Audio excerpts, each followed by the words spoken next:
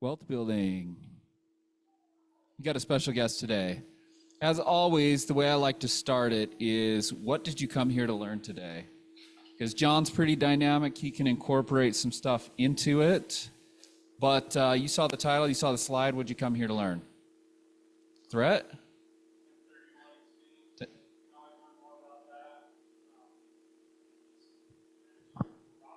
Managing 1031. Okay. What else? What'd you guys come here to learn? I always have been curious about the multiple types of 1031 and where they would be used. Because everyone talks about 1031 and they just think there's one, but there are lots. Types of 1031s. Okay, beautiful. Come on in, Connie. Yeah.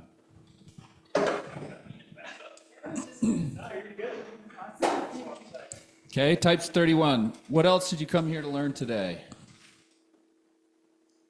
Because we can actually formulate the discussion where you want it to go.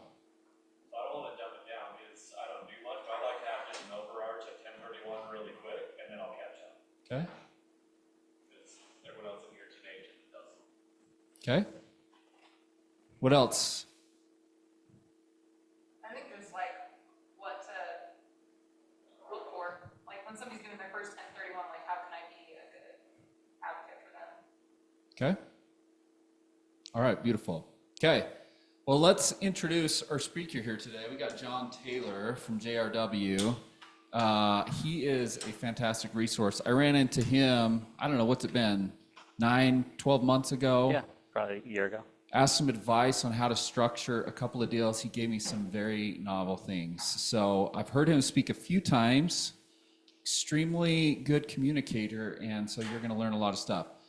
He asked me to kind of help MC, maybe do some thought-provoking things, ask some questions, and I know he's open to just raising your hand or talking. Yeah. So he's out of Pasadena. He loves the Rose Bowl, right? I have seen the outside of the Rose Bowl. I like Pasadena from that aspect. So we'll turn it over to John. Yeah, our office is actually right on Colorado Boulevard. So I've got 3 daughters. I'm going to shamelessly promote their cuteness. Let's see if that works. Or that works. Or I'm good. That one will work. Yeah, let's just do that. Oh, you did it already? No, it's good. It's fine. Really briefly, so I work with a wealth management office, and we are purely real estate focused. 1031 exchange is a big part of what we do. But because we are a wealth management office, the nature of the compliance organization, this disclosure slide says I'm not promoting a product. If we do talk about generalities, it's in generalities only. I will show a case study or two, and obviously every scenario is different. I'm not here to promote our firm or myself or sell you anything. It's an educational seminar. So the goal for today is to expose you to, we'll get sort of niche-y, we'll start pretty wide, but expose you to a 1031 exchange investment strategy that JRW has focused on for about 30 years.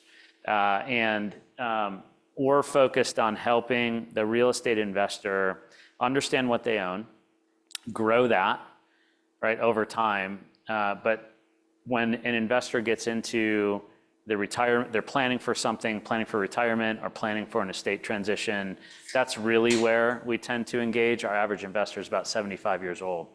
And so that individual is likely at some point going to think seriously about the most efficient way to transition or transfer their wealth in real estate. And an understanding of the tax code is pretty important.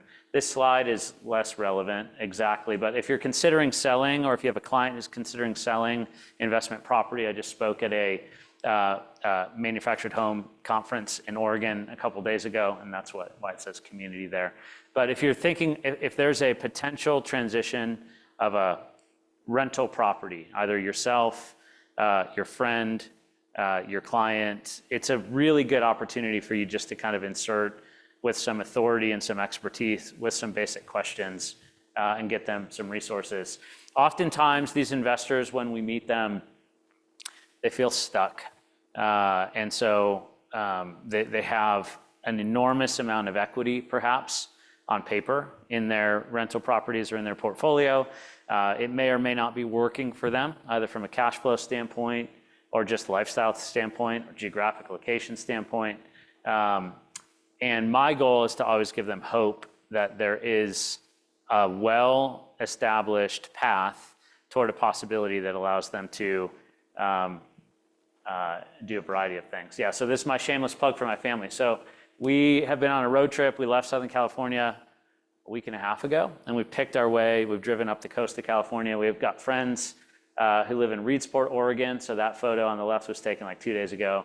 And this photo over here will be our Christmas cards that was taken just before we left. But I've got 3 beautiful daughters, beautiful wife, and they've been troopers being in the car with us. It's kind of been a mix of work and fun. A little background on JRW. I'm going to fly through this actually, but I just want to frame it up. Most of your real estate investor client base will have a well-established, well-understood professional circle surrounding them.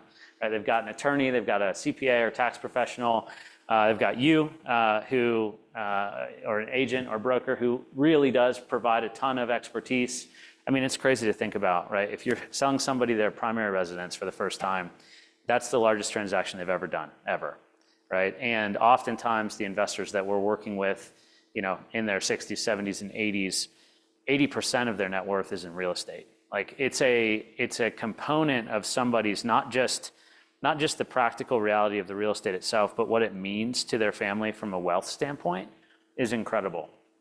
And so that's you, right? They've got an attorney that they're going to work with when things need to be restructured or when entities need to be formed or dissolved. Got a financial advisor who helps them with stocks, bonds, mutual funds, IRAs, annuities. They've got a lender. So these are all people that are well understood. JRW, we fit like this really interesting, none of those things, right? We're not any of those. And so we fit nicely in the middle of an investor's sphere of influence from a professional standpoint. I say we add value as part of, you know, Justin and I working together. We add value to every one of these folks on behalf of the investor, and we're always aligned because we always have the investor's best interest in mind, right? And so it's a team of folks that it takes to help real estate investors retire. JRW does not displace any of these folks, does not compete with any of these folks, but really does have quite a bit of influence over the way that a real estate investor manages their wealth. This is on our website. If you go to our homepage, jrw.com, it'll say it's our passion to empower investors to be secure and free and generous. And again, if you frame that around our typical investor, our average age is like 72, 73 years old. And so that security really comes from financial security oftentimes. The freedom comes from both financial freedom and also freedom of time. Time becomes much more valuable resource the older that we get. And it's obvious to me when I'm sitting down with an investor who's in that retirement age. It's like, yeah, well, my grandkids moved to Boise, Idaho, or, you know, whatever the case may be, I don't want to go and do the tenants, the trash, the toilets thing anymore. The generosity piece is important. We're going to come back to that. You may run into an investor who has a significantly appreciated asset, and they're thinking that their best option is just to pay the tax. And that may be the case, but what I want you to come away from this presentation with is a tool or a framework or a way of thinking that will help really make that tangible for the investor, because I think the generosity piece exists in the heart and the mind of most folks, right? I call it the 3 C's, right? Your wealth is either going to go to your children, your church, or your charity. And with real estate wealth that's potentially for sale, it could also go to the federal government, right? Or state government through the form of taxes. And we are deathly allergic to long-term capital gains tax in real estate. I don't think that it's necessary. The way that we accomplish our mission, we have 3 pillars. We've got due diligence. So we are extremely sophisticated commercial real estate underwriting group. So we'll evaluate commercial real estate from a pure financial performance standpoint. These are institutional quality real estate assets. It could be 400-door apartment building. It could be a $300 million office building in Washington, D.C. It could be a brand new Amazon distribution center. The commercial real estate properties typically that we evaluate for acquisition. So we're really focused on helping an investor acquire something on the other side of a sale. We have been doing this for 30 years. We've been focused on real estate. And so there have been very obvious bookmarks in the story of a real estate investor's career, right? So 2008, 9, and 10, you guys probably own real estate, I'm assuming. That Great Recession period was challenging for everybody involved. Your lenders right now, your lender contacts, maybe there's a lender in the room, I'm not sure. This is a really difficult market for lenders because of where interest rates are, right? The markets are cyclical in real estate and do have a tangible impact on the opportunities that are created and also the challenges that are there. We invest a ton of money and resources in macroeconomic data and research, and we also have just accumulated the institutional knowledge of participating in real estate for such a long time. Tax expertise, we were a tax practice for 30 years, so we can talk 1031 taxes at a deep level and also long-term estate planning from a tax standpoint. I want to get practical, so I'm going to go quickly. If you own a piece of real estate that's not your primary residence, it could be raw land, right? It could be, and it's not something you use for personal use like a vacation home. It's a rental property. It's a real estate investment. If you're working with clients who own more than one property, right? It's a good question to ask as you're engaging with investors through the sale or the acquisition of anything, right? It's how many investments do you own or control, right? Maybe they control mom or dad's asset, grandma or grandpa's asset. You have 3 options. That's it, oversimplified. You can either hold it, you can sell it, you can exchange it. We'll talk about those 3 things. From a hold standpoint, what value can you add? What authority can you bring to the table? I talked to a gentleman here. He manages like 120 doors or something. And so what value can you bring to the investors that you bump into in your community who have no intention of selling, right? And if your agent in the room, like you get real commission breathy if you're trying to get them to sell, right? But the curiosity question that you can ask is, are you confident that in this local market that your real estate asset is performing optimally? Like, are you confident that it's performing optimally? And most of them will say like, oh, tell me more. Like, what do you mean? And so there's what we call an asset performance test, but it's just it's a very unemotional, logical, numbers-driven, mathematical look into the performance of the property or property set that an investor may have. And you're just driving down to a simple number of this is the cash flow on your equity, and this is the cash flow on the value of your property. Because in an investor's mind, they may think, I make $300 a month on the top or on the bottom after all expenses are paid, and I pay my property manager and I set aside things for reserves. We have, and Justin can, we won't do this today, but that's a great step. Justin is a wizard at this, and we work on some of this stuff together, but we can look at a property address and we can come up with what's the cap rate and what's the cash on cash return. And that puts you in a position to do a couple things, right? To add value, right? We're adding value. One is you can look at it and you can say, did you know that in this local market, cap rates are actually, they're a little bit better, cash flow is a little better than what you're getting. You may consider raising rent, right? How long has it been since you've raised rent on your tenant? It's okay to do that. Like, you're below market. And so that's a super helpful thing to know, right? And it's a beneficial component there. Or you could say, hey, you're right at market. And if it's still not working for you, perhaps we consider transitioning into something else, right? You could go from a single family residence to a duplex or a multi-door apartment, or you could make the jump into the commercial space. But the Salt Lake City market. You know what's available here, and the more of those asset performance tests that you do, the quicker you can do them, but also you can quickly compare them to what is available, right? What is common? And that's a great, again, position of authority that you can play in the life of your investor, because you're, again, influencing and advising them on the largest asset that they may own. The sell piece is really interesting. So we'll talk about 1031. You can stop me. You guys can ask questions here. I want to get practical, so I'm going to put some numbers up here. I changed some numbers about 5 minutes ago, so there could be some typos, and if so, I'll just kind of work my way through it. But how can you determine, if you're just going to sell your real estate, how can you determine what the tax implications are? I think if you're working with investors, if you are an investor, what you want to know is, if I sold this property, what am I walking away from this with? And it's not just the net sheet that you may show, like the estimated settlement statement, what you think the property's worth. But you're going to ask a few more questions. When did you buy the property? How long have you owned it? Has it been in rental service the entire time?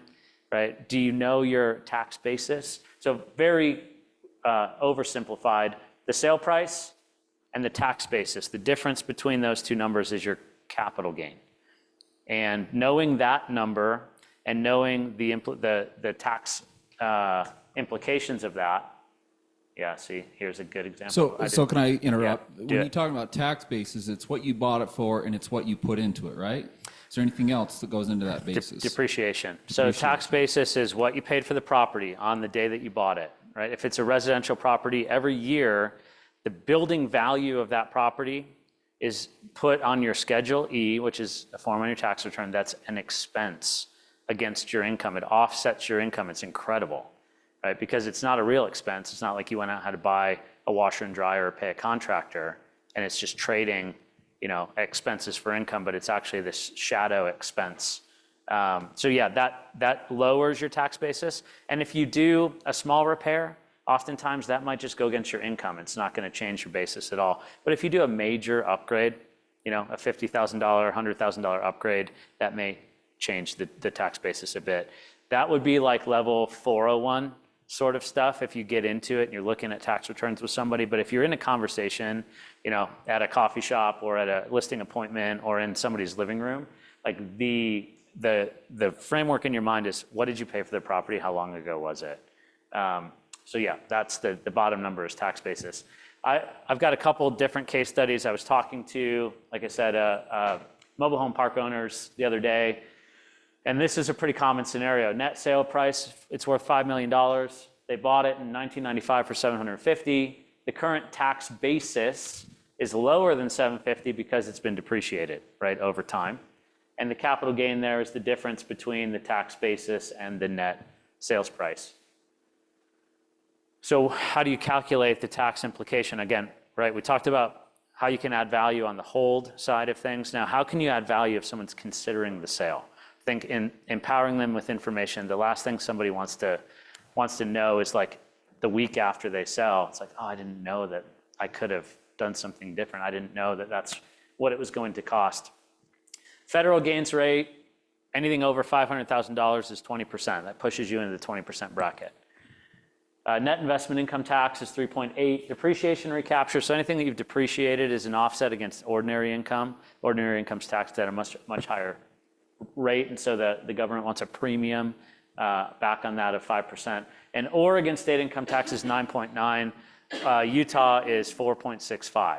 Okay, so all of that just layers on top. I think eventually I get into something that's relevant to our scenario. Here's the Oregon scenario, right? So you sell for $5 million, you pay $900,000 to the federal government, you got another $172 for the net investment income tax to the federal government, pay $20,000 additional premium for the recapture, and another 9.9 for $450,000. So you take all of that away from the 5 million, and now you're left with 3.3, right? Or you just simply look at the size of these numbers, and we go back to the conversation of generosity, and you think like, hey, you can choose to pay $900,000, or you could choose not to.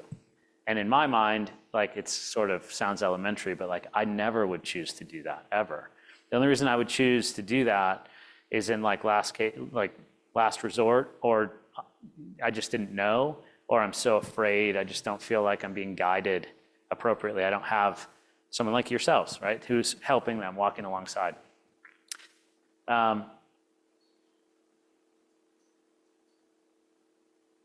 You know why this is? It's just because I could have refreshed it and I didn't. That's why. Okay, so we'll keep going through this $5 million example. All these numbers are right. So let's say that they had a mortgage on the property, right? How many people have mortgages on your primary residence that you live in? How many? Most of the time you're using leverage to buy residential property or any sort of investment property. So this individual let's say they owed 1.3 on the deal. They refied at some point along the line, they pulled some money out. Well, now their net sales proceeds is 2 million. It's 45%, right? 45% of the net equity that an investor is going to get back out of the deal is taxed. Like, it's an insane amount. And so I think you'd all agree, if you're an investor, you'd want to know that number. It's helpful, feel valuable. You're not selling anything, you're not asking for anything, you're giving something.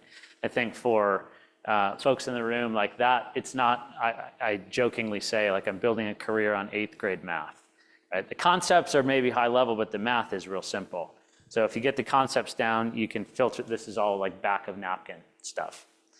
So hold, you can add value to the investor's world. If they just want to hold the property, you can help them understand if it's performing appropriately. If they want to sell, you can help them understand that there are tax implications of a sale.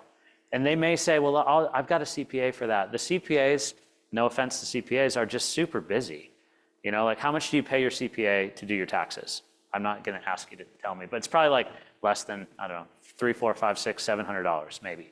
So how many clients do they need to have to build a career, right? They're super busy because they got to do everything by April or October.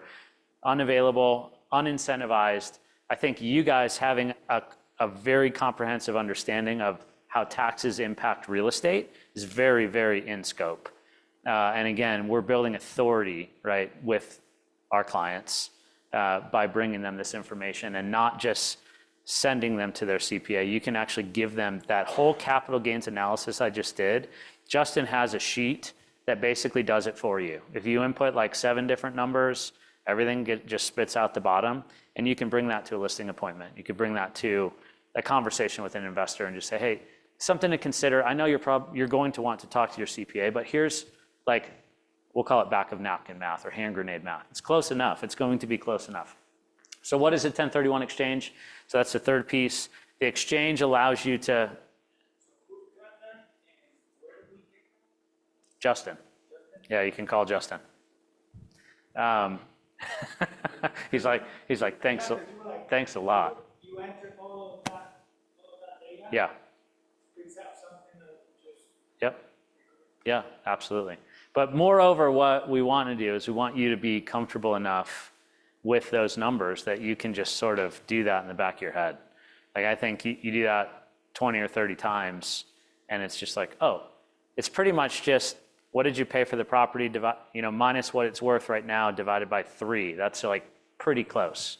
And you can dial that in quite a bit more. But the 1031 exchange is I think you can be motivated by maximizing the potential inside of your own real estate portfolio. You can be motivated by the generosity piece, right? Like, I don't want to pay that because that could go to somebody that I care about and could make a material difference in the life of either, an organization or an individual. The 1031 exchange allows you to protect yourself from paying those taxes, but you can still sell the property, right? So if the property's not performing optimally, right, the hold conversation evolves into the sell conversation.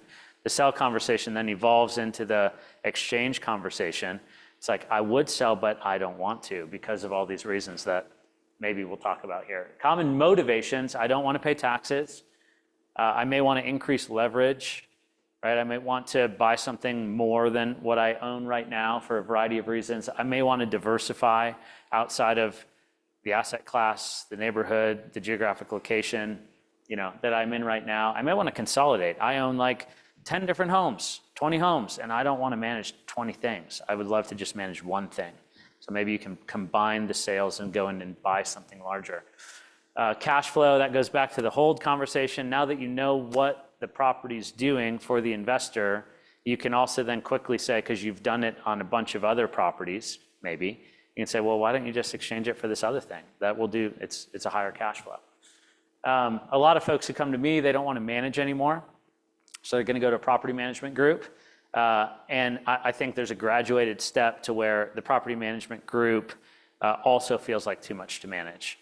Maybe not, certainly not at 45 or 55 years old, but maybe at 65. At 75, I would say probably at 85, it's like, okay, I don't want to get the phone call managing the manager at some point. That management relief is usually the emotional reason why somebody picks up the phone and calls me. And then the estate planning piece. So this is throwing a lot at you all at once. I know it's a lot of academic pieces, but remember that tax bill we talked about? And if you sell, you got to pay all the taxes. Well, if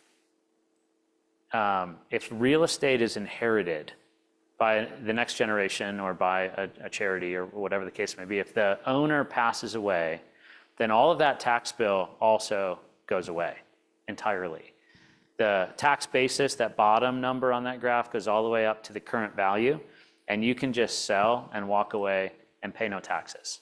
And so that estate planning piece, if there's a multi-generational family that's all in real estate together, maybe the kids just want to inherit it and keep it going. But if, you know, one of the kids is an artist in California and not really working all that much, and the other one's an attorney in Portland, and the other one, whatever, you know, if kids are all over the place and the parents want to pass that real estate down to their kids in a tax efficient way, that's usually the 1031 conversation. That's a big part of why folks would call us. 1031 exchange restrictions. I just want to make sure that, what time is it? 30. 30. So Thank you. let me just say one thing. So obviously the motivations for everybody when they want to sell or when they should sell or if they should sell are all different, correct? All different. And he's talking about an asset performance test because it's an investment property or an income property that we really don't have a lot of motion around. It's just, how do we ascertain, is this good as is? Do we keep going or do we potentially sell it? And if so, what's better? Is that right? Exactly right. Yeah, exactly right. We're just letting the math do the talking for us. Yep.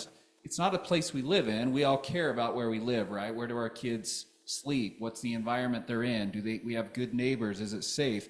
But we're talking about investment property. It's what income comes in and what can we do with that income?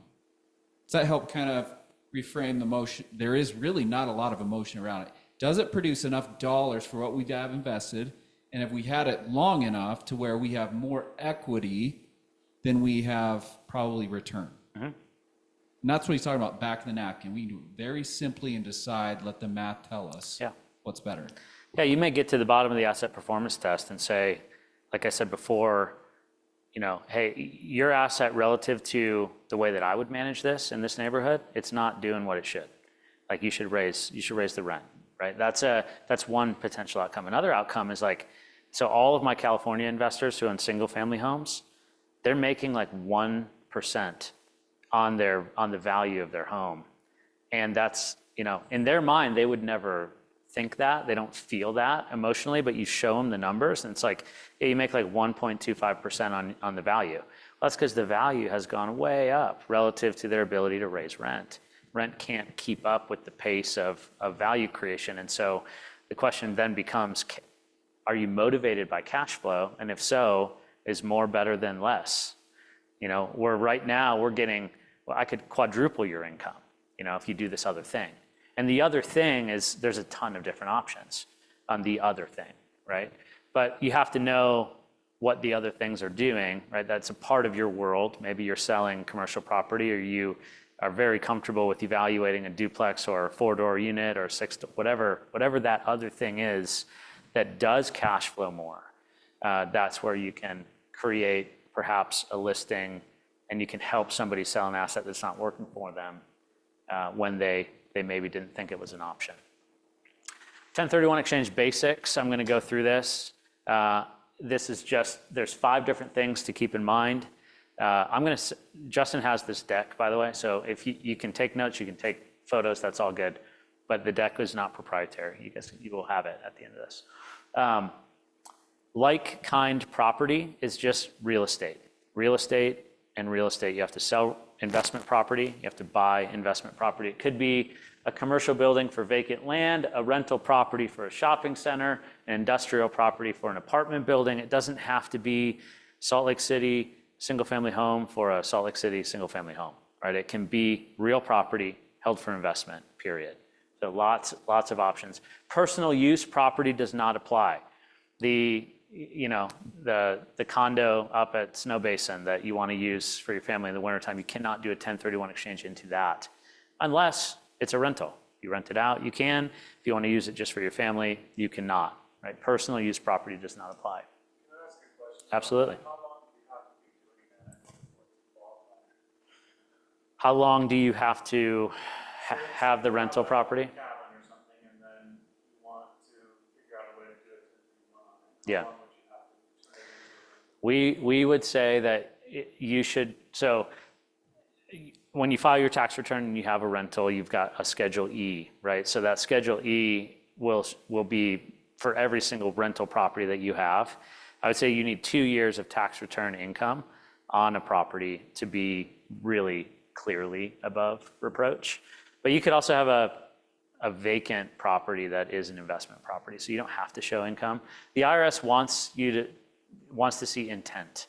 And they're going, if in the case of an audit, they're going to say, you know, well, when did you change this? When did you put it into rental service? Because there's a box that your CPA will check as well that shows that it is personal use and for how many days, right? So that asset is classified as something on your tax return. I would suggest 2 years of it being clearly a rental property on your tax return. Follow-up question to that, 'cause a lot of people would use a rental Mhm. during a short period of time. Yep. So Yep. Did that disqualify it? It does not. So 2 approaches there. One is you can treat it like 2 different properties. So it's like, hey, I use it 20% of the time and it's a rental 80%. So 80% would be eligible. That's one way that your CPA could choose. The other way is you could say, it's going to be empty anyways, and I own the place and I've got to go up there and look at it and fix it and whatever. And it just never shows up as anything. So the whole thing would be exchangeable. So it's really up to the way the CPA would evaluate it. Again, you want to show that it is an investment. You want to be able to defend that in the case of an audit.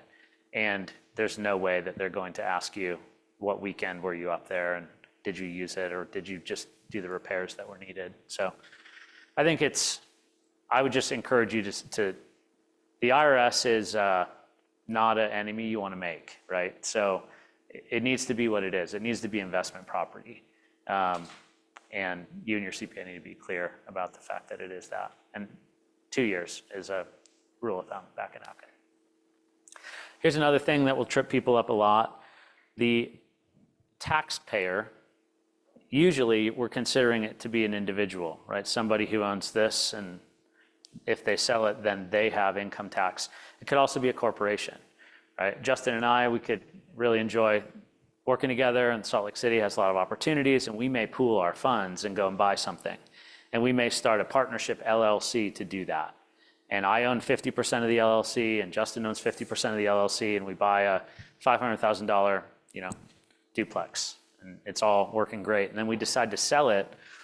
Justin's like, hey, I'm just gonna pay the tax because I've got this other project. And I'm like, I don't want to pay taxes. I'm deathly allergic to capital gains tax. So I don't want to do that. I'm gonna 1031 my portion. Well, guess what? Neither Justin or I owned that duplex.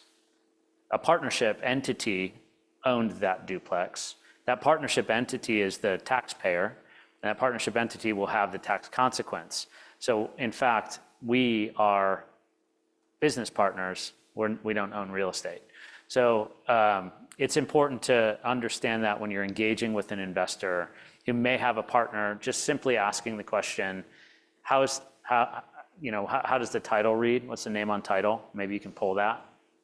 But also, do you have a partner? Is that partner your wife? Is it your spouse?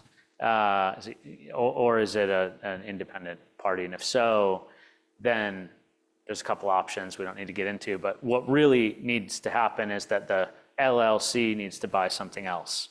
And we could do that. Like the LLC could go and buy a $250,000 something, and he could cash out, but we would just need to know that he's going to take responsibility for that big tax bill, and I'm not.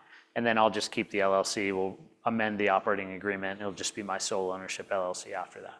There's things that can happen, but the exchange entity has to be the same. Yes, please. Yeah. Okay, so we have a rental property that we put into our trust. Yes. We have an LLC on it. Yes. So one day our kids can use it. Yes.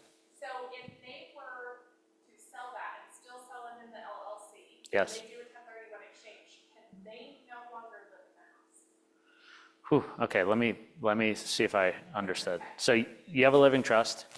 you have an asset that you control that you and your husband formed an LLC for liability purposes and it wrapped that asset and you've granted that whole thing to the trust. Okay, so all of that, because you're married, it actually is a disregarded tax entity. It's the same as if you own it without the LLC. That's just purely a liability wrapper. Now, next thing happens is the kids use it or inherit it. No, so we would keep it in, it would Uh-huh. have to stay that way, let's say they want to take this and 1031 exchange it to a different. Are you guys still alive? Yes, let's at say this we're point? still alive. Yeah, so at this point, they don't have any say in the thing, right? Right, but let's say we do that, we do 1031. Yeah. My question is, can they live in the home and it still be considered a 1031? Absolutely, yeah, they're your tenant. Yeah, yeah, so you have, They don't have to necessarily pay us rent or anything, I mean, obviously they pay the mortgage on it, they chose to live in there, but we wouldn't have to rent it to a third party. you don't have to rent, well, your kids would be a third party at that point. So happens all the time. I'll take 2 minutes and dive into this case study. California, this happens a ton. I imagine, this is a great opportunity here as well. But an investor may choose to sell their real estate that's held for investment and buy the first home for their kid, right? Like really helping them out. It's way better than giving them money because you're using real tax advantage dollars to do that. Well, you have all of the benefits and burdens of the economically of the rental property. That goes to you guys. As you're on your tax return, you have your Schedule E, you need to show income and expenses, and the loan is gonna be yours, not theirs. Right. So all of those expenses are here, but you're basically turning it into what's called like a triple net lease for them. Like they're going to pay property tax and insurance, and you're gonna make sure that the rent covers the mortgage. They don't get any of the economic benefits of the investment property. That all flows to you, but they also don't get the burdens. And eventually, someday down the line, they may want to, Once we pass, then, right, they can do whatever. then they inherit it. And well, guess what happens? They inherit it at the value that it is on the day that you guys die. And all of the tax liability is gone, and they own it free and clear and avoided probate because it's in a trust. Yeah, So it's, So our goal was to pick up a property for each one of our kids and do this. Yep. And allow them to 1031 it into whatever home they want to end up being. Yep. And then eventually they inherit that. yep. So we can do all that 1031s, we have no issues. No issues. I think it's an awesome thing. I think you should tell all your friends to do that for all their kids. I think it's a really, really good strategy. And then you just got to hope and pray that your kids are going to stay local to you, but it's going to help you raise your grandkids, whenever that comes. Yeah, keep them close. Yeah, keep them close. But yeah, if they wanted to move, right, it would be functionally the same, right? They list and sell the house and go buy another house. The thing is, it's just you guys are going to necessarily be very involved in that because it's your house, actually, right? Thank you. Yeah, great question, good use case. Yes. What if you have a partnership that dissolves and each person kind of goes their way to do a Yeah. exchange? How's that? So you need to, it's nuanced and complicated, and there's ways to get this right and ways to get it wrong, but super basic. You need to dissolve the LLC and reform as tenants in common. I would actually suggest that if Justin and I wanted to buy that $500,000 duplex, that we buy it as tenants in common to begin with, and maybe we wrap the tenants in common piece with LLCs for liability purposes. But tenants in common ownership structure allow you to separate at sale. You're actually each getting your pro rata tax return as if you owned that percentage as a separate parcel and there was no partnership at all. So you can dissolve the partnership, right? Quit claim into tenants in common. So it may say, person one, person two, 50% ownership each on the title. And then on the back end, when you sell it, you go your separate ways. You need to do that again 2 years before you sell the property. The other thing, yes, yep. So it's very difficult and expensive, and potentially it's definitely IRS gray area to do it on the day of close. Seeing it done, it's not a liability that I would take, but I wouldn't own a partnership LLC with my co-investor. I would structure it as a tick the whole way through if I was going to do that. You can also do it after. So you could say, you and your partner, you each own, let's say it's a $500,000 thing. The partnership could buy a $250,000 thing over here and a $250,000 thing over here. And then after you close on the sale, Now you dissolve the partnership, grant the properties to the individuals at that point, and now you're free and clear and you've gone your separate ways. But your partner's going to have to sign on the loan probably and on the acquisition of whatever you buy over here before you dissolve. So this is somewhat similar in kind of, if I have a property, investment property on this side that I'm selling and want to do a 1031 exchange, so almost a partnership, would you suggest doing that? Purchase as tenants in common? You have to. That's your only option. You can do that. Yep, it's your only option. And then create an LLC umbrella over that? You'd probably have your own LLC. You'd probably have your own LLC that would wrap your tenants in common piece, and you'd have an agreement, like a TIC agreement that functions like the operating agreement of the LLC. So it depends on if you're doing it for organization purposes or liability purposes.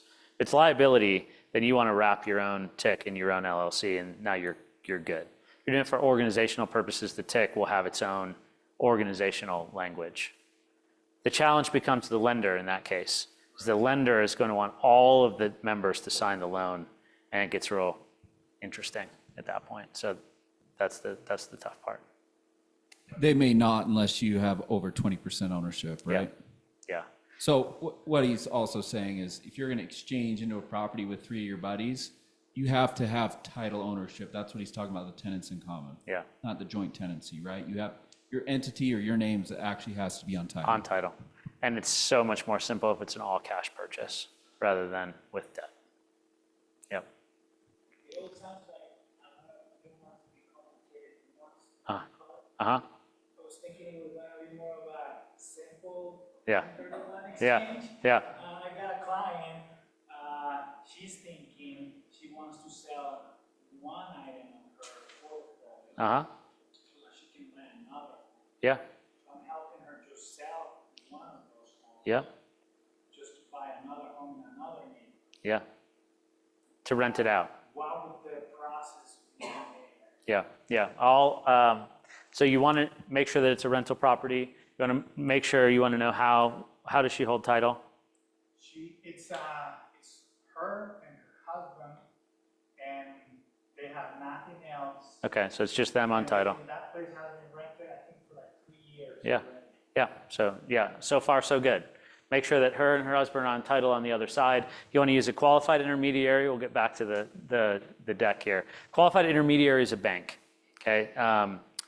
Zions Bank actually had a qualified intermediary group that we used a ton. They're phenomenally good QI. I think that they restructured recently and maybe spun it outside. But a qualified intermediary is a custodian account. It's like escrow.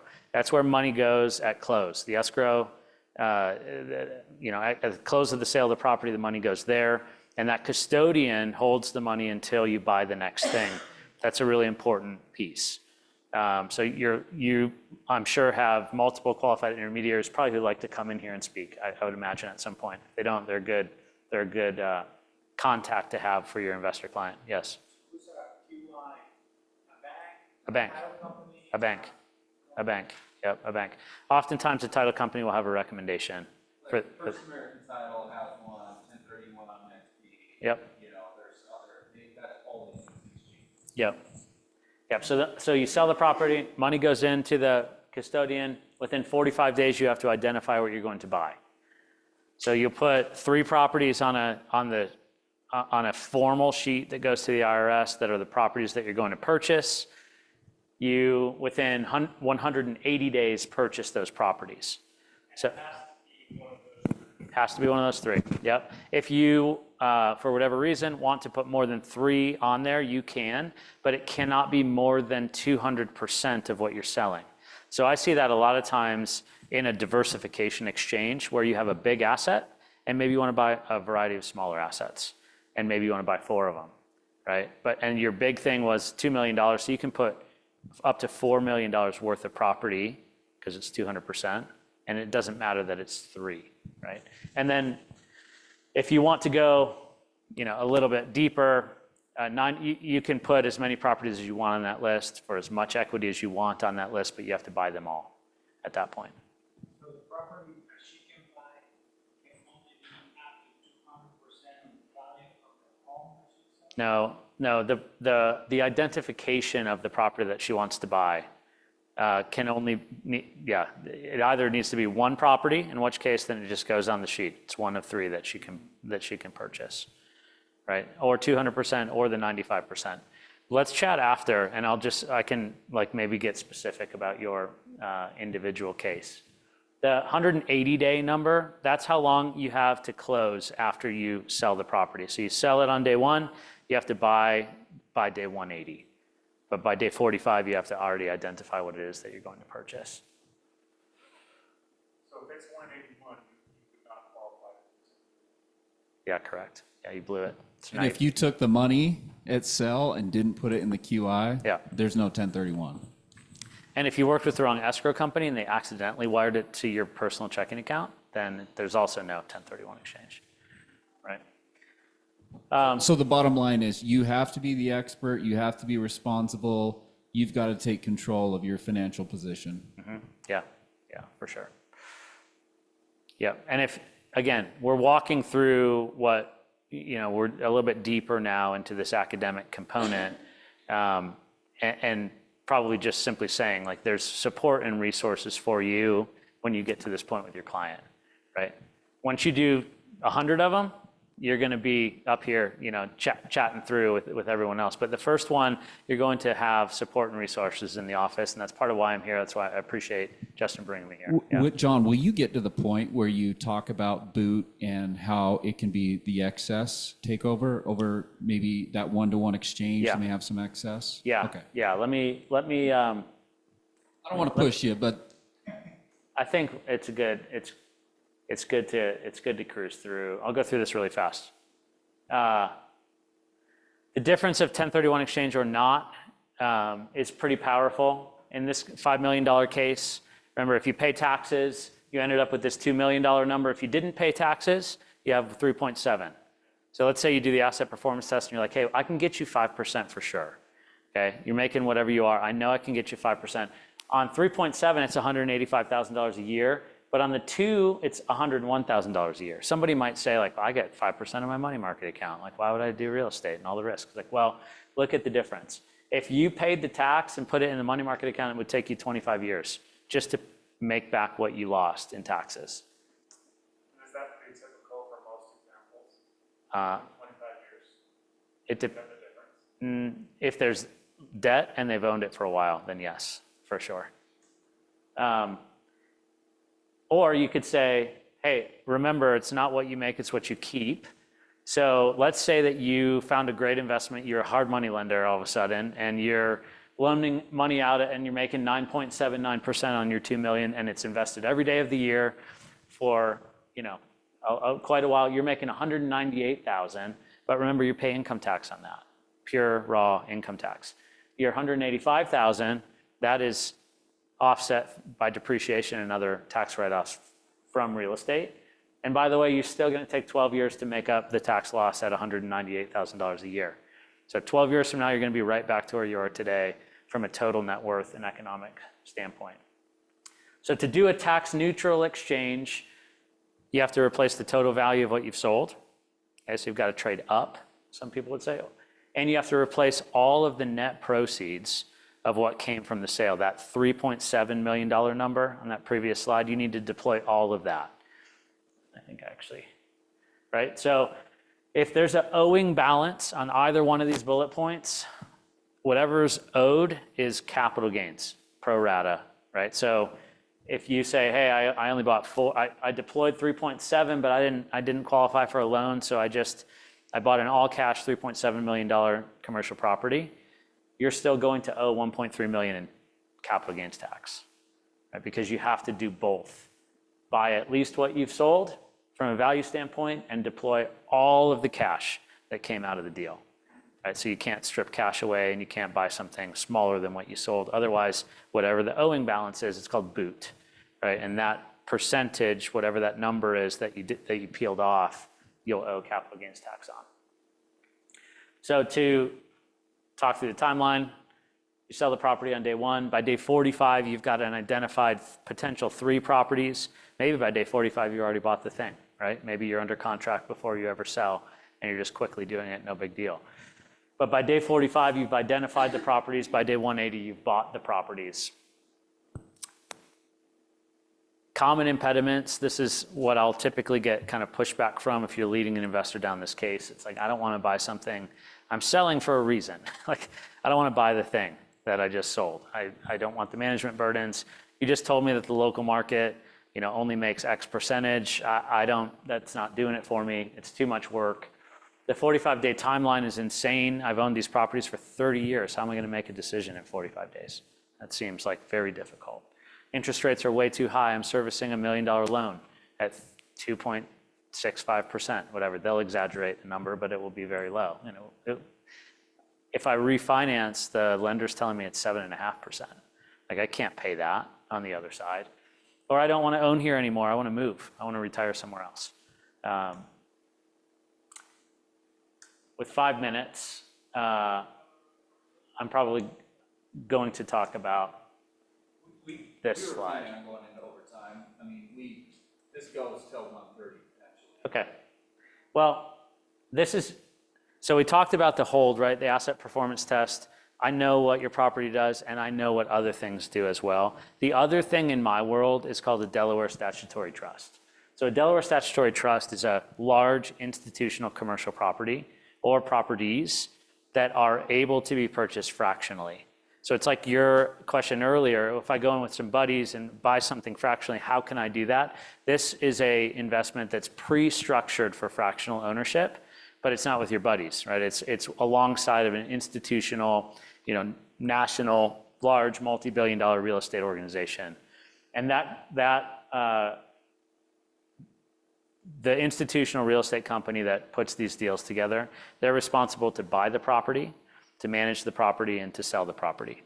And they'll buy the property and it will be managed before any investor invests a dollar.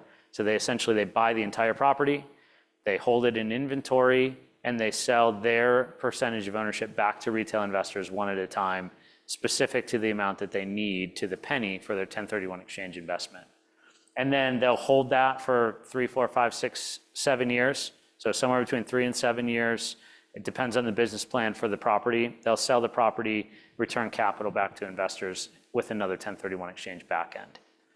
You basically hands off, you need to do this very long exchange, you can't find your property, so if you're almost flat for it, you go to the company, takes the money and half of the long exchange, but into the property, you know, doing things, you check that. That's correct. I'd reframe some of that. It would be, you're right. The way that you're thinking, you're tracking with me exactly right.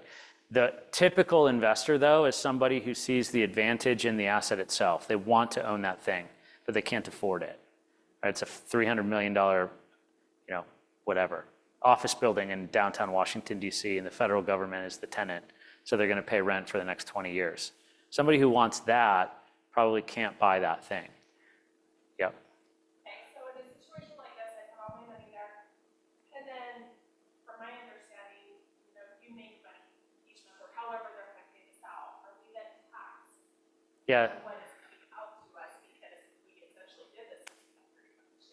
absolutely. Yeah, A taxable income. just like it is now. Yep. So it is economic. Claim it as income tax, or income. It's real estate income. So it'll be back, you have your Schedule E, you have your property address, you have now just another line that's your percentage of ownership, right? And so you have all your deductions, including depreciation, and you get your rent pro rata to whatever you own of the pie.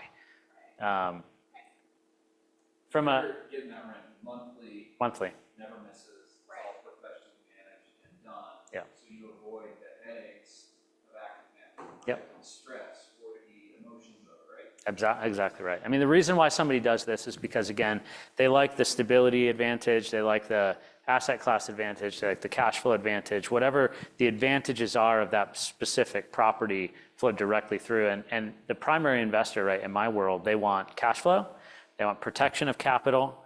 Like, these are significantly less volatile, and what I would say theoretically, they're much less risky in this type of an asset than in something that, has a tenant, has tons of variable expenses, has something that can break and wipe out a year's worth of profit, right? Something like that. Yeah. So when you invest in this side of things, you have the understanding that it's gonna be a 5-year or a 7-year deal Mhm. with them. Yeah. When they do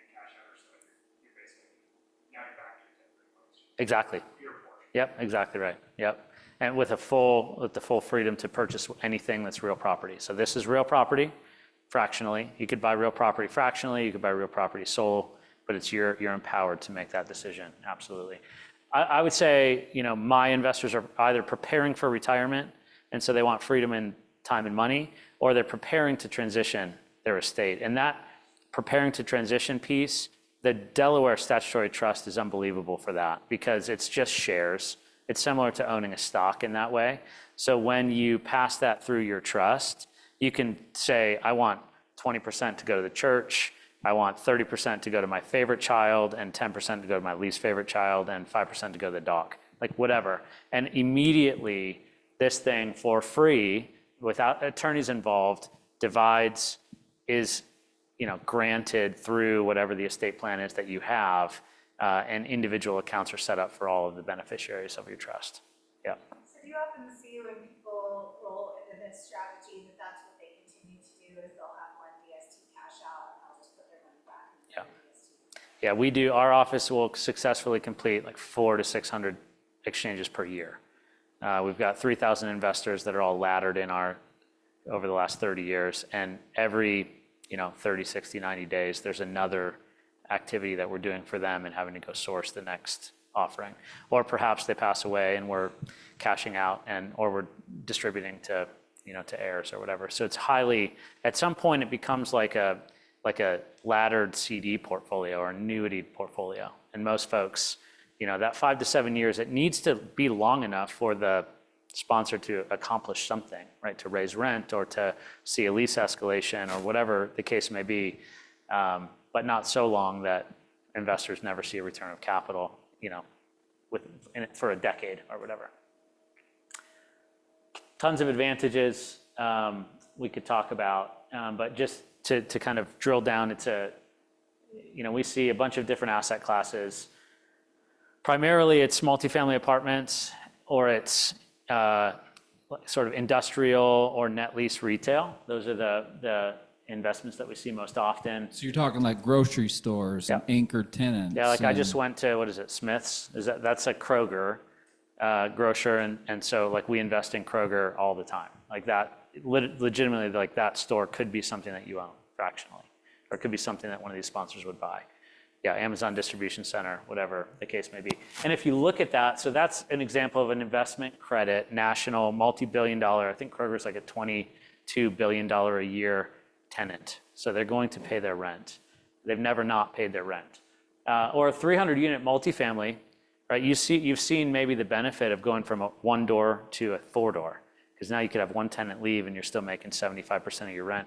For a 300-unit multifamily, anytime you get over like that, probably even 20 doors or up, like you're looking at a pretty stabilized 90 to 95% occupancy, and you're still turning tenants over enough to where you can raise your rent all in the same investment. So if you own that, let's say you had $150 million, economically it's the same as if you purchased a fraction of it through a DST. It's just a wrapper. Similar, you guys were talking about your living trust. You put that asset into the trust. Well, economically, does that asset change? No, it does not, right? It's the same asset, whether you owned it over here, you own it in here. This is an opportunity to own just a fractional piece of that exact same asset. Or one trust could have a bunch of properties in it, right? So now you have, instead of just a bunch of doors, you could have a bunch of physical properties. Now you've spread some diversification risk across different parts of the country. Or you could buy multiple DSTs as a part of your exchange and do like a diversification or combination exchange that way. So to answer some of the questions that were there, the income, right? The appreciation, the depreciation, the tax basis, the step up, that's economically the same as if you owned it as a sole owner or if you owned it fractionally. And so, yeah, Schedule E income is just purely the rent. There's no financial engineering that happen through, the pass through. You're the beneficiary, everything passes through to you. And then ultimately the kicker is, right, you successfully manage your portfolio through your entire life, and it's in your estate plan, and you're hopeful that your kids will inherit that thing, maybe because they want to manage it, but maybe because a 6-figure, like $100,000, chunk of cash or an asset that gets passed to your children or your grandchildren makes a material impact. And the interesting thing is once you pass away and your heirs inherit it, all of that capital gain we talked about earlier, right? It goes away entirely. Poof, nobody pays it, right? And the new tax basis is reestablished at the value on the date of death of the owner. Yeah. So you have to 1031 it for heirs not to have to pay capital. You have to not sell it and pay taxes. So you can hold it or exchange it. But if you sold it and paid taxes, or if you put your kid on title, you're like, hey, I want to avoid probate, so I'll just put them on title. Like now, there is no inheritance, there is no step up in basis, there is no economic advantage there. They basically inherit your tax liability as well as the asset. So it's much better. And even in the case of like your kids, if you buy a house today for 150 grand, whatever it is, and in 20 years, I don't know, when they are going to, own it in 50 years when you guys are gone, like that $150,000 is going to be worth a ton, right? And continue to roll forward. And then their tax basis gets reestablished. Let's say it's 750,000, grand. Yeah, which is why we ought to pick up a house for each kid that they can do with it what they want. But Yep. we told them, like, it has to stay in the trust. Yeah. You can't ever take it out. Yeah. Well, it's not theirs. It's not, right, until, and then when we pass, Mhm. then you don't get any of the taxes, you can do with it Yeah. what you want. Yeah. But you can continue to step up, so we still, I kind of feel like we're giving them the ability to still Yeah. create wealth. Well, it's basically you're taking on the risk to create their wealth during your lifetime. Whereas typically, that older generation never gets to see that wealth that's being created for the successor generation. So again, I think you guys should go on the campaign trail and get everybody to do that. I think it's a really good strategy. What other questions? You're lowering the risk, right? I mean, what kind of return are you? 5 is really, yeah, like whoever owns that Smith's down the street is probably making 4.5%. It's probably, if it's a multifamily apartment, like we have a case study right now, investors just got money today, actually, like I just got the email. So in 2019, they bought a multifamily apartment in Virginia, and whatever they invested in the deal, let's say that they put $100,000 into the deal. Okay, they cash flowed at 5.5% on day one. Today, they cash flow 7.8% on that original $100,000 investment. So that has been steadily increasing for the last 5 years. And then today, they just got back $196,000. So really, really cool. That's like a home run case study. In 5 years, they doubled their money. So that's a 20% plus that 5 to 7.5 that they got along the way, 25% annualized IRR for doing nothing but writing a check. Like that's awesome. That's not to be taken for granted. There's a lot of reasons why that deal worked out. And we're really proud of that one, but that's a potential reality. Yeah. What's kind of your recommended basis to have to invest in minimal, I guess you could say. So the way that I think about it is, what is the percentage of my equity that is a tax bill? And if it's 20%, then I need to exchange it into something.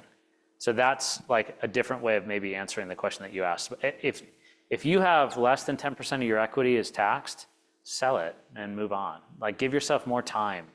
Like buy something.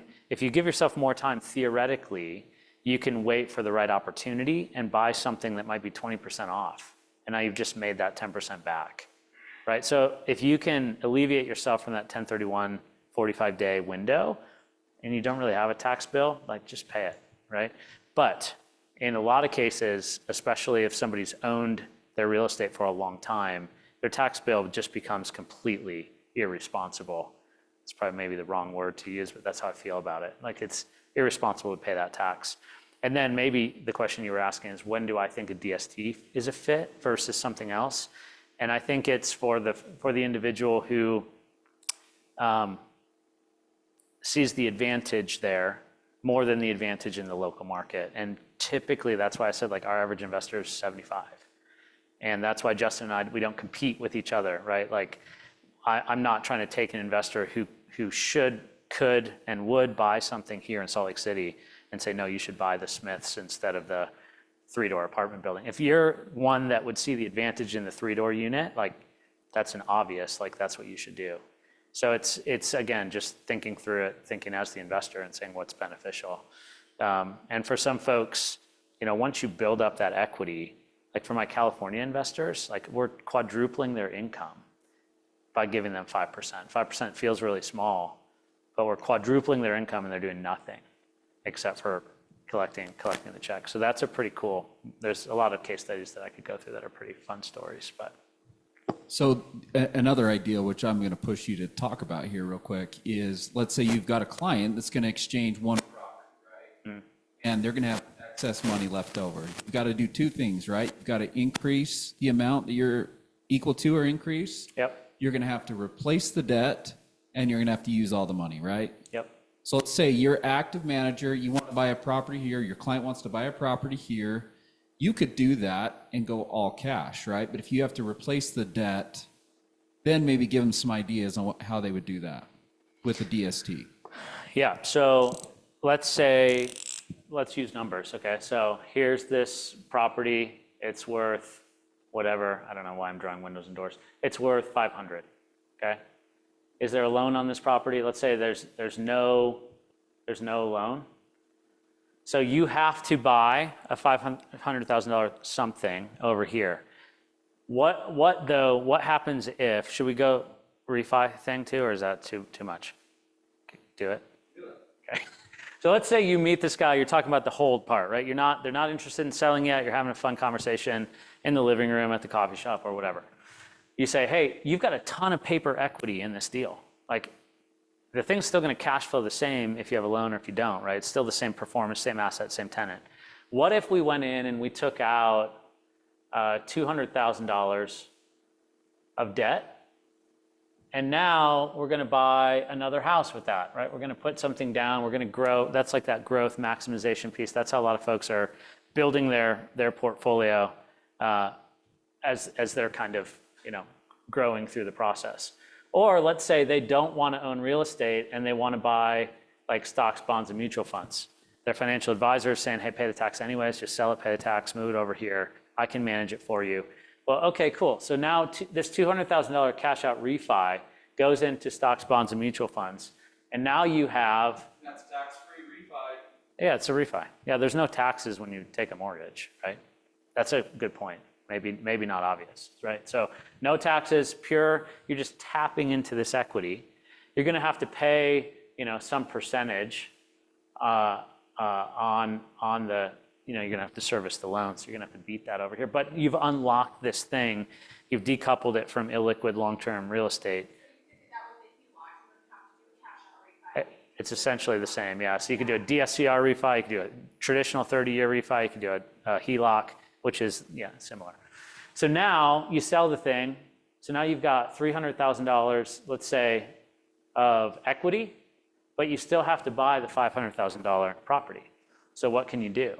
Well, let's say this person doesn't really want to manage properties anymore. The DST has debt in it already, and it's fairly conservatively leveraged at 40%. Okay, so just by investing, if you invested $600,000 in a 40% levered deal, you'll close on $1 million worth of property, so that it will satisfy the equity piece and the total value piece. So if you invested this $30,000, right, into a DST investment, right? So now you own, a bunch of stuff through the DST, you own a bunch of different properties through this DST. You invested $300,000, but you closed on $500, and the loan is being serviced in here for $200. This is great. It feels like when I was a soccer coach and I knew what I was writing, but I looked at it after and it didn't make any sense. Yeah, so now you've completely satisfied the 1031 here, but guess what's over here? You still have your $200,000. So not only have you diversified, right, because you're in a DST, not only have you diversified other asset classes, because now you have more money with your money manager, your financial advisor, in alternatives with different liquidity provisions, but you're also servicing this debt. And the loan in a DST, it's a DSCR loan, or it's a commercial, it's a CMBS loan, but it's directly collateralized against the property itself, and the banks are willing to lend at a much lower interest rate because the quality of the property is much higher. So like I have a DST right now that is 20 years fixed rate financing at 3.87% interest rate. So that's like pretty cool, right? You could also, now we're just like maybe going too much, too fast, too much. But you could also say, hey, I own this thing. All I want to do is replace the debt with the DST, and I'll put the rest all cash into the local market, right? Instead of the refi here and going into stocks, bonds, and mutual funds, it's like I have $1 million thing, and I've got $500,000 loan on it. So let me service the loan in the DST, and that might leave me with $250,000 all cash that I can go make an aggressive offer in my local market. That's also, a possibility. Well, you're servicing it, right? So you own the $500,000, and let's say the cap rate's 5%, right? So that will be your gross income, but you're paying the mortgage, and that will show up on your Schedule E as interest expense. So your net on the bottom is much more like it's 5% on 300,000, because that 200 is going to be pretty much neutral. The income that comes in on that portion and the interest expense that goes out will I'm oversimplifying it. So to say it pretty much another net out. way, you're satisfying the terms of the 1031 and you're still getting economic benefit. It's just on the 300,000, not the 500K. Correct. Yep. Yeah, and it's a 200 basis points better loan than you would have got from the street in the local market because of the asset. Okay, I'm just gonna ask another question. So we're gonna meet with our CPA and see, hey, how much were you paying taxes, and then tell us what to go do with our money really fast so that we don't have to pay off that. Would this be like DSC taking out the 1031 exchange, would you go finish your money just there to avoid fee? Well, the DST is only a beneficial tool to avoid the capital gain tax through a 1031. Not from, it's not going to help you on an income tax. But that was kind of first question. DST is not going to help you at all on an income tax standpoint. Slightly nuanced. You can write off passive losses against active income because you're a real estate professional. So that's different than most people. But likely you're not going to generate enough depreciation over here to justify that. Anyways, I would also say DST is not a great investment for cash. So it's a great 1031 tool, but these huge assets are spinning off very stable income, but you can do better than that with your cash. Like I said before, I would work with Justin in the local market and say like, hey, let's like, I've got this money. Like when something comes to you, like, off menu, something that's really, really interesting, I'd rather stay in cash and do that than deploy cash into a DST. There's other investments that are not DST that might be interesting that are securitized, but short answer is no, I probably wouldn't. Yep. So, let me see if I understand. This is a great tool for people who are at the stage where they don't want the management headache anymore. So they have this real estate portfolio. They could exchange it all, put it in DST, and get sort of like an annuitized income because it's so stable at 5%. Yeah. So again, yeah, so to reframe this whole seminar, like how do we engage with real estate investors? We talk about their current performance if they were to hold. If it's not working for them, then we talk about selling. But if the capital gains piece is there, they may say, I don't want to sell. But now we've just empowered you to have that conversation. It's like, well, the 1031 exchange is going to help you avoid that. And then if they say, okay, cool, I got it, I'm with you, but all of these other things, I'm afraid, or I don't know, or I don't want to this, that, or the other, then the DST is another, it's like the thing that you didn't know that you didn't know, that you can bring into that conversation and say, if your goal really is to sell because it's not working for you, right? You don't want to hold anymore. You know you can't pay taxes. I don't want you to feel stuck. And that's how a lot of folks feel, I think. And if that's how they feel, then you can say like, oh, here's this one thing I heard this one guy talk about this one time that might be really interesting for you to explore. But it's like that's the edge case where I can come help. But up until then, like this whole seminar is about how you can navigate that conversation and get further than you think that you could have gotten perhaps before. Because they may say, well, I don't even have a capital gains tax, I don't think. And you can say, well, let's just sit down and look at it. Maybe you do, right? Yeah. One last question on top of that, though. So if it gets to that point, because you have 45 days to identify Mhm. right? Can these come into play really quickly? Yeah, it's an in-place asset, right? It's already bought and paid for, it's already stabilized, and it's already performing. It's already owned by the sponsor. And as the fractional shares are sold off, you know, they're immediately performing. It's a 3-day transaction process, just paperwork. Yeah. So I can think of 2 different instances where people are calling me scrambling, like, I got. What do I do? Rebuy something, I know. you don't panic, right? Yeah. You have to identify. It will be unlikely. I mean, in some cases, they may say like, hey, just take the wheel. I'll blindly follow you wherever you take me. But it's a huge amount of trust and faith that they need to have in you and that you would need to have in me to get that done. But functionally, yeah, it's 3 days. Yep. Let me give you a couple of scenarios where I see this working, right? If you're a little longer in the tooth, your hair's a little grayer, and you're kind of over this makes a lot of sense, right? For obvious reasons he's already mentioned. Let's say I've got a lot of equity, or I've got a client with a lot of equity in a property. They still want to be active. So let's say that number's different. So let's say it's $1.5 million, and they're anemic to debt. They're done having financing, right? They could go and exchange a property into all cash in the active market, right? A real estate property here in Utah that they want to actively manage. Maybe it's on their street, whatever. And then they could exchange the remainder amount with or without debt into a DST and still get a return on that. Tell me where I'm right or wrong in saying that, John. You're absolutely right. Yeah. It's like, hey, I want to buy this $500,000 house in Salt Lake City, but now what am I going to do with the $1 million? Right? And it works at any scale. Maybe that was your question earlier. We would do this for 70 grand. If there was a tax incentive for the investor to do it, sure. Like that, it scales up or down. So yeah, like what do you do with the balance regardless of, you know, what they want to buy? Oftentimes an investor is either forced to take on more debt than they're comfortable with to buy the bigger thing, or they're going to end up paying some taxes because they bought something that's less than what they've sold. There's always a balance one way or the other in the traditional market. The DST just allows you to be exactly specific to the penny of the fractional percentage that you want to buy. Yeah.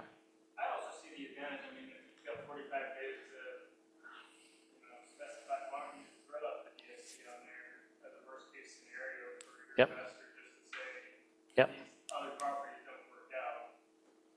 Do that, and you're protected. Yep. That was my logic. Yeah. Two things to be careful of. One is you can never control a DST through an LOI like you could a traditional property. So if you did that with a traditional property, you may put an LOI on there and be in a due diligence period, and you know no one's going to come buy that out from under you. But DSTs are open. The sponsor's incentivized to sell to whatever money's green. Some DSTs will sit around for 45, 60 days. Some will sit around for 2 weeks. Some will sit around for 300 days, but you don't want to buy those. Nobody does, right? So that's the only piece of going beyond day 45 is you may, like, I had an investor call me like on day 120. It was like, hey, I ID'd that thing. Like, I think I'd like to go ahead and buy it. I'm like, no, yeah, you can't buy that. That's gone. Yeah, it's already been completely sold out. So your value is you're going through reading all these operating memorandums, you're vetting, visiting the properties, doing the due diligence, and say, this is what we recommend. Yeah. Is that correct? Yeah. So if your investor gets all the way to the point where they're like, hey, this is interesting. I want to know more. How does that work? What do you guys do? How do you navigate it? First of all, the 45-day period is not an issue anymore, right? Because this is a 3-day process. And the day that, Justin signs the listing agreement for the property that maybe we're working on them together, we have an entire inventory of due diligence on the entire DST market. We know what we would do next, right? And so as soon as they sell, we can go into the acquisition. So that's an advantage. We also know all the major sponsors. Today, there's somewhere between 40 and 60. There's probably 60 total companies, but 48 of them have currently active DST opportunities. And there's like less than 100. So we know everything about every one of the properties that's for sale on that list of 100. That's not a big list. These are not developments. These are not value add. They are tenant in place, green grass, like everything's flowing through that in a triple net opportunity, correct? Could be triple net, could be multifamily apartment, which wouldn't be triple net, but it would be a 95% occupied thing that's been around for the last 5, 7, 10 years. And I have the last 24 months of operating history. And that's why as soon as you exchange in that first month, you're getting a check from your dividends, right? Yeah. You get your pro rata share of the rent on the 15th of the month after you invest. Yeah, you're not. This is not a speculative syndication. There's tons of other real estate structures that are not DSTs that would not have these characteristics. But yeah, they're all stabilized, in place, performing properties. Yeah. So you put your money in it and you plan you can't touch your money, it's 4 or 5 years. Yep. But does it work the same if you have a family emergency or like crap, I need that money to have cash from my grandkids? Yeah. You just pay the capital gains, or how does that work? Yeah. So when I'm onboarding a client as a financial advisor, right, I don't touch the stocks, bonds, and mutual funds, but I do the real estate side.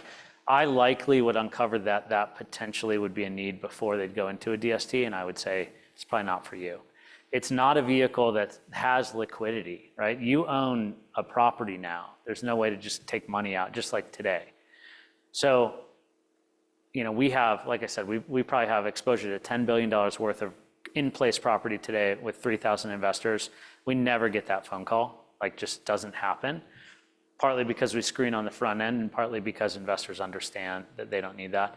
However, the shares are theoretically, they're sellable. And so I have seen it happen a couple of times where the estate gets really litigious, like it goes through probate and it's like the ruling comes back and says we need this. And then the sponsor will go and try to facilitate a secondary market transaction, but it will be at a disadvantage to the investor, likely.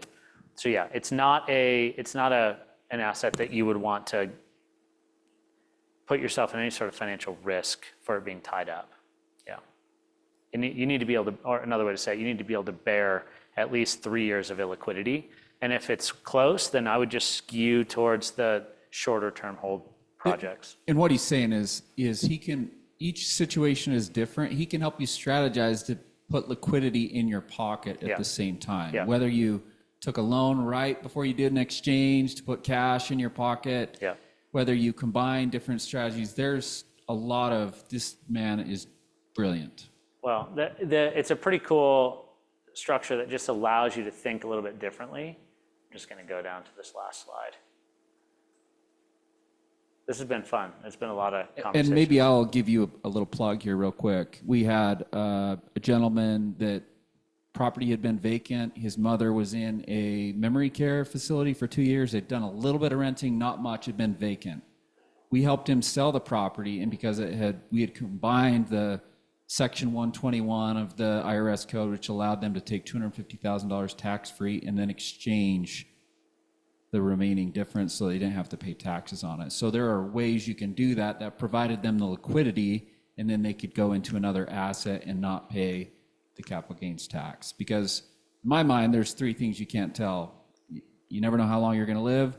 You never know how long or how much healthcare is going to cost and what your health is going to be in the future. And so you have to plan for those. And so the liquidity and the investment growth and the money coming in has to match what that's going to provide for you. Yeah. And I hope the way that this has been presented, it's been clear. This framework fits everyone in this room. You can take everyone through this exact same thing. I'm just simply providing another tool on the very last part of that discussion and dialogue. But up until that point, this works really, really well. And to develop an expert, I can't stress this enough. Folks will depend on you to be the authority, the financial authority, the advisor. It's like the doctor's office. You're not a transactional agent anymore. If you start to ask some of these questions and bring some of these resources, and pull other folks in, like, that sphere of influence, hopefully you know a lot of those folks and you work with them on client cases. I'm just another one of those that can help you get a little further in the conversation or solve a problem that's a little bit more difficult to solve. But what does it look like for me, like to engage with me? Like, you just reach out and get in touch. And what I will do first is like some sort of financial audit or a tax audit of the situation. I'll do the asset performance test and I'll do the capital gains analysis and I'll give that to you. And I could be engaged with your client or not, right? But that part is, I think, hugely valuable for you to show up with, and you'll show up differently than the market if you do that. And then during the preparation and listing section, JRW has opportunities for individual consultation. No one pays us anything. We get paid through a broker transaction fee, just like the normal real estate world. So clients are not paying me to sit down and discuss their tax situation, their financial situation. We're really blessed, fortunate to have enough volume that runs through our firm that we've created a ton of additional value-add client services. So consultation, we do webinars, we do seminars like this. You can talk to clients who've worked with us in the past, or put your clients in touch with my clients, like kind of take the sales component completely away. They'll still prepare and list with you. They'll sell with you. They'll 1031 exchange very much in coordination with you. And if they chose to buy something that I offer that you don't, then it's a handoff at that point. And like I said, it's probably only do we get to that point a small percentage of the time. But the rest of this stuff, like Justin and I have had a lot of fun with a bunch of these things that haven't gotten to the DST side. And there's no issue there with either one of us. And if a DST does make sense, for him, it's like he'd rather bring the DST to the client than them find it through somebody else. So I think that that's a good kind of piece too. And it's all about providing the value and the right thing for your client, right? It's not about what you conduct, right? And the best part about this is this all smells right to the CPA, to the financial planner, to the trust attorney, to whatever your circle is you need it to be. Yeah, absolutely, for sure. Well, it's 1:30, so I want to be sensitive. Hey, Thank you. dude, you've killed it. Thank you so Yeah. much. So, did you want to hand out that or no? I've got stuff here. It's been in the car for the entire road trip. So if you want to take this and put it at your desk, then you maybe won't forget me, and you can call me. I've also got some cards. So if you want some help on individual case, I'll just put this here, and you're welcome to take this on your way out. So. Yeah, if you'll email me or him or whatever, we'll get you the slide deck that you want. And we do wealth building here the fourth Thursday of the month. The only challenge is November and December are different. So we'll get you dates on when those are going to be in November. But we're thinking it's going to be a week earlier in November on a Thursday. Probably December too. Yeah. So you could book that right now. It's going to be the Thursday before Thanksgiving and the Thursday before Christmas. We'll be here in this room. No, we mix it up here different. I think next in November, we're going to talk about hiring a property manager, but actually you being the asset manager over it, and ways you can get more value out of your property manager, and ways that you can actually be still involved as the asset manager role. That's what we'll talk about in November. So, other than that, thanks for coming. Appreciate it. Thank you.